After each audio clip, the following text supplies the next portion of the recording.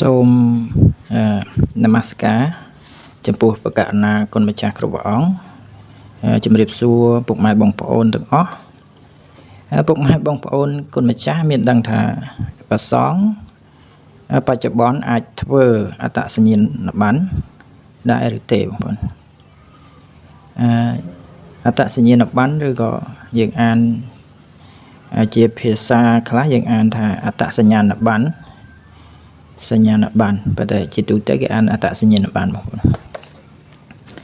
អញ្ចឹងការធ្វើអត្តសញ្ញាណប័ណ្ណនេះខ្ញុំធ្លាប់តែឮដែរបងប្អូនថាទំលឺថ្មីនឹងដែរទេថាប្រសងអាចធ្វើបាននៅអត្តសញ្ញាណប័ណ្ណដោយមែនតើដំបូងឡើយគឺប្រសងលោកប្រើឆាយាឬក៏សង្ឃដីកាទេដែលនៅក្នុងឆាយាឬសង្ឃដីកានោះគឺរបៀបបែបបទដូចជាប៉ាសពតអញ្ចឹងបងប្អូនដូចមានទិដ្ឋាការនៅទីនោះនៅពេលដែលប្រសងមុនទៅទីណាទៅវត្តផ្សេងដែលគង់នៅទីនោះប្រចាំនៅវត្តណាមួយលោកមានត្រាទទួលស្គាល់ពីចៅអធិការនៅវត្តនោះបងប្អូនណាអញ្ចឹងប្រើយូរទៅអាចនឹងអស់អញ្ចឹងទៅធ្វើថ្មីទៅបងប្អូនវាខុសពីអត្តសញ្ញាណប័ណ្ណមានរយៈពេល10ឆ្នាំនេះគឺ10ឆ្នាំគឺ10ឆ្នាំហើយគឺវីដេអូនេះខ្ញុំនិយាយពីរឿងប្រសងអាចធ្វើអត្តសញ្ញាណប័ណ្ណបងប្អូនអត្តសញ្ញាណប័ណ្ណបានហើយខ្ញុំទៅឃើញថ្មីនេះដែរទេដោយ page របស់អគ្គនាយកដ្ឋានអត្តសញ្ញាណកម្មនឹងបានបង្ហោះអំពីការយកអត្តសញ្ញាណប័ណ្ណសម្រាប់ប្រសងហ្នឹងទៅប្រគេនបងប្អូនណាប្រគេនប្រសងនៅដំបងគេនេះឃើញនៅបាត់ដំបងបងប្អូនកាលពីថ្ងៃអង្គារ14រោចខែចេសឆ្នាំម្សាញ់សប្តាហ៍ពុទ្ធសករាជ2569ត្រូវនឹងថ្ងៃទី24ខែមិថុនាអញ្ចឹង24ថ្មីនឹងទេបងប្អូនគឺថ្ងៃម្សិលមិញហ្នឹងខែមិថុនាឆ្នាំ2025អញ្ចឹងឃើញថាប្រសងដែលឃើញនៅក្នុងរូបភាពនេះគឺជាគុណម្ចាស់ឬក៏លោកម្ចាស់ដែលគង់នៅវត្តឯបាត់ដំបងហើយវត្តនេះគឺវត្តពោវាលសង្កាត់រតនៈក្រុងបាត់ដំបងខេត្តបាត់ដំបងបងប្អូនហើយបងប្អូនស្គាល់ហើយគុណម្ចាស់មើលទៅឃើញនៅក្នុងប្រភពឬក៏ឃើញនៅក្នុងរូបភាពហ្នឹងបងប្អូនអញ្ចឹងប្រសងក៏បច្ចុប្បន្នក៏អាចធ្វើនៅអត្តសញ្ញាណប័ណ្ណបានដែរបងប្អូនណាគ្រាន់តែថានៅពេលដែលលោកលាចាកសិក្ខាបទអញ្ចឹងទៅអត្តសញ្ញាណប័ណ្ណនោះសម័យខ្លួនត្រូវស្នើសុំដូរទិន្នន័យអត្តសញ្ញាណប័ណ្ណដោយមានរូបភាពរូបថតហ្នឹងបងប្អូនយើងមានន័យថាដូររូបថតនិងអាសយដ្ឋានខ្លះអាហ្នឹងទៅតាមស្ថានភាពជាក់ស្ដែងប៉ុន្តែជាទូទៅគឺដូរភាគច្រើនគឺដូរតែយើងហៅថារូបថតទេដោយសាររូបកាលនៅជាប្រសងផ្សេងហើយនៅពេលដែលលាចាកសិក្ខាបទទៅជាក្រហមហ្នឹងគឺរូបផ្សេងមិនដូចគ្នាទេអញ្ចឹងសំណួរសួរថាប្រសងដើម្បីធ្វើអត្តសញ្ញាណប័ណ្ណបានហ្នឹងត្រូវការអ្វីខ្លះបងប្អូនមើលជាទូទៅប្រសងនឹងក្រហមគឺមិនខុសគ្នាប្រមាណទេគ្រាន់តែប្រសងលោកមានចំណុចលើសបន្តិចដោយសារអ្នកធ្វើអត្តសញ្ញាណប័ណ្ណទូទៅហ្នឹងគឺត្រូវការ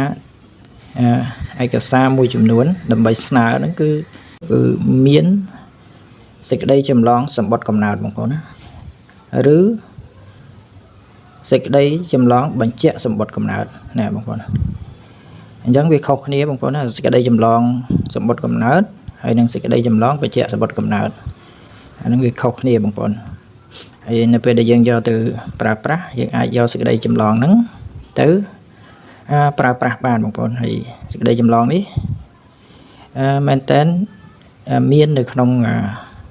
សាលាស្រុកនៅតាមមូលដ្ឋានរបស់បងប្អូនហ្នឹងបងប្អូនកើតទីណាអាចរកនៅទីនោះបានដោយយកលិខិតឬក៏ឯកសារច្បាប់ដើមទៅអាចឲ្យគេចម្លងជូនបានបងប្អូនណាអញ្ចឹងទី1ហ្នឹងគឺមានសេចក្តីចម្លងសម្បត្តិកំណើតឬក៏សេចក្តីចម្លងបញ្ជាក់សម្បត្តិកំណើតឯកសារពីរហ្នឹង ខុសគ្នាប៉ុន្តែអាចយកទៅប្រើបានដូចគ្នាហើយនឹងសៀវភៅស្នាក់នៅនេះអាទី2ហ្នឹងសៀវភៅស្នាក់នៅឬសៀវភៅគ្រួសា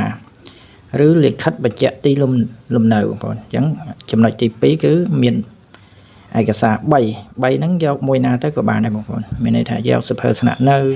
សៀវភៅគ្រួសារឬក៏លិខិតបញ្ជាក់ទីលំនៅក៏បានដែរដោយឡែកព្រះសង្ឃមិនមែនមានត្រឹមតែលិខិតឬក៏ឯកសារពីរមុខហ្នឹងទេគឺមានឯកសារមួយទៀតដែលព្រះសង្ឃដែលជាពលរដ្ឋខ្មែរកំពុងបំពេញនេះហៅថាជាបព្វជិតនៅក្នុងព្រះពុទ្ធសាសនាត្រូវភ្ជាប់ឯកសារបន្ថែមគឺមានឆាយាឬសង្ឃដីកាឬសុទ្ធិបត្តិសុទ្ធិបត្តិនេះបងប្អូនដេកមែនតើអានេះវាមិនទាន់យើងមិនដឹងថាជាហៅថាសង្ឃដីកាឬឆាយា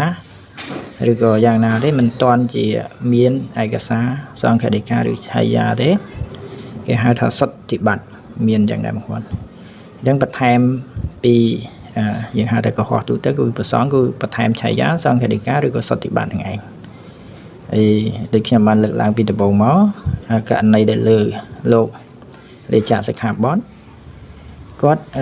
លោកអាចទៅស្នើសុំបដូរទិន្នន័យហើយមានរូបថតឬក៏អាសយដ្ឋាននឹងបាន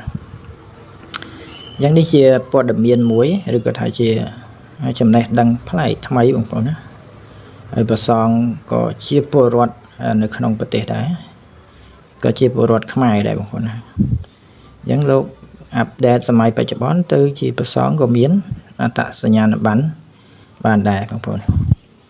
អញ្ចឹងវីដេអូនេះគឺមានតែប៉ុណ្្នឹងទេសូមអរគុណបងប្អូនដែលបានតាមដាននិងទស្សនាមកដល់ទីបញ្ចប់សូមអរគុណសូមជម្រាប